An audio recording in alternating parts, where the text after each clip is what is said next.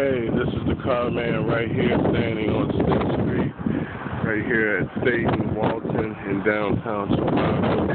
And it's approximately 10 o'clock. And this is the worst snowstorm that we've had here since 1967.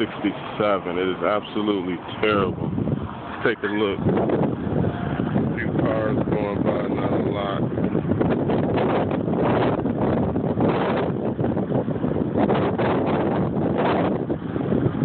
Snow drifts. This car right here is going to have to go over a snow drift that's probably maybe a half foot.